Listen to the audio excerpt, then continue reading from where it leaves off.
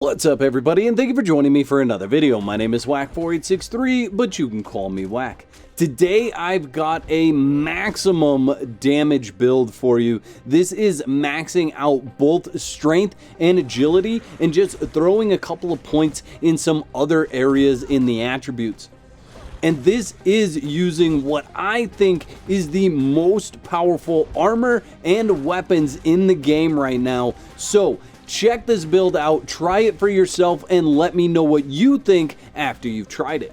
Now, you are going to have to go through a bunch of the sorcery to get this unlocked because this armor is not unlocked until the 13th recipe in the thaumaturgy bench. So it is most of the sorcery that you have to get through in order to get these items.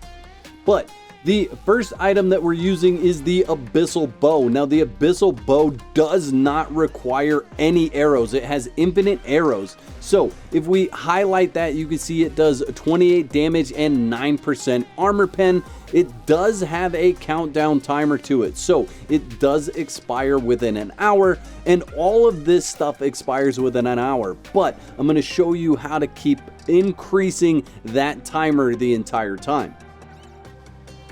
The other item that we're using is the Abyssal Malf. This has the same thing. It has an hour timer. Again, I'll show you how to keep that up. But look at this guy. It has 72 health damage and 47% armor pen. The last thing that we're going to use is the Abyssal Armor. And this also has a countdown timer. And I'll go over the stats of the armor in just a moment.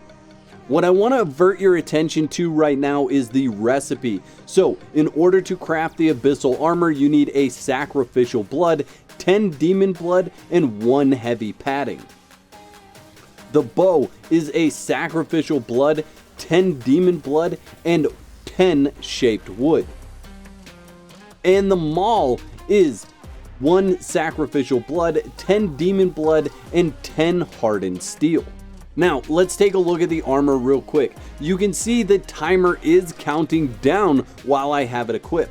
However, if I unequip that armor, the counter stops. So if you are not killing things in order to refresh your timer, you want to take this armor off. So maybe you have a second set of armor that you run around with, and then when you get to your fight, you re-equip this armor. Let's go over this armor in its entirety. So we have 1120 total armor.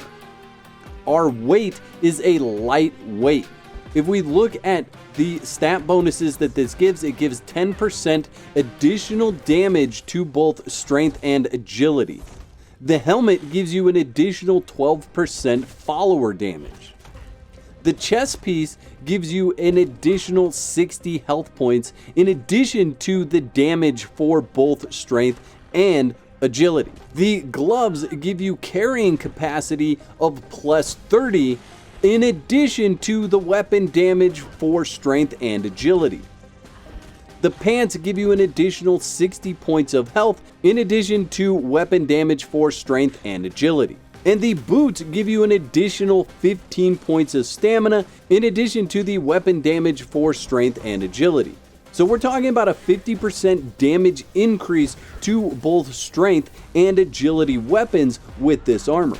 If we look at the armor real quick, you can see that we have a total damage reduction of 69%, which is absolutely awesome, and I don't mind saying so myself. Now I want you to take a look at my carry weight with this build.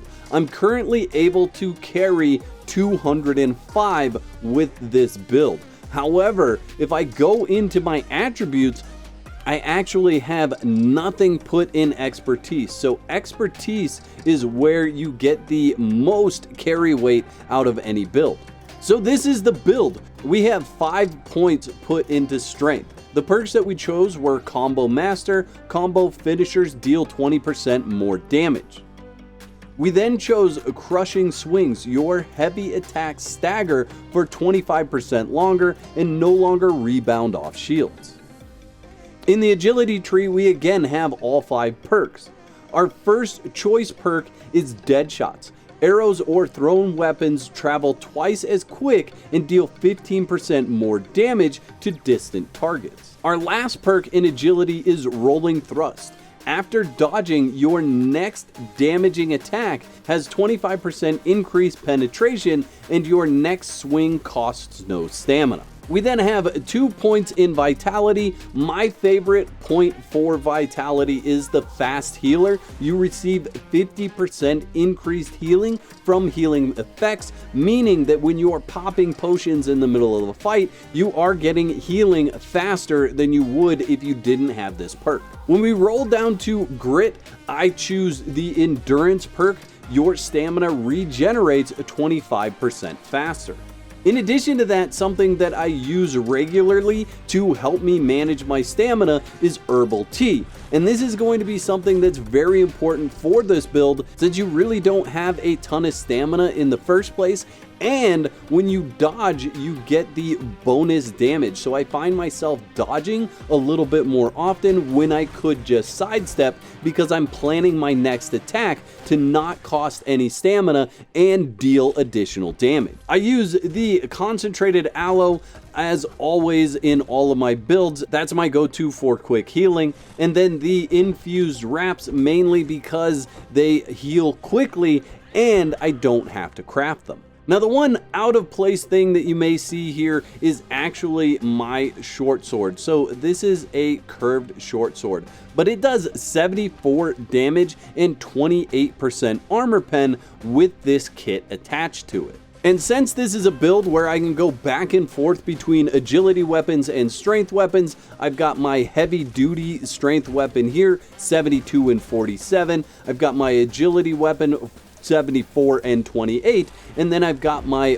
bow, which I can deal long range damage and I don't have to carry arrows. Additionally, you can see the 2 buffs that I'm using. I'm using the strength weapon damage plus 15%, and then the food buff is an additional carry weight of 45, and I get that from the lasting feast. Now, I do have a video coming out talking about all the different buffs, so make sure you're subscribed to the channel so you can see which foods buff what and how you can create a different character build between your elixirs and your foods. Now again, guys, I feel like the armor, the bow, and the hammer are all the most powerful things in the game right now. I want you to go out, test this build, try it out with these items, and let me know what you think in the comments section below. I'd like to thank all my YouTube members for your continued support. Y'all are absolute legends. If you'd like to become a legend, there's a button that says join on this page. Click that for details. There's 2 videos on the screen. Click one of those to watch next, and I'll meet you over there.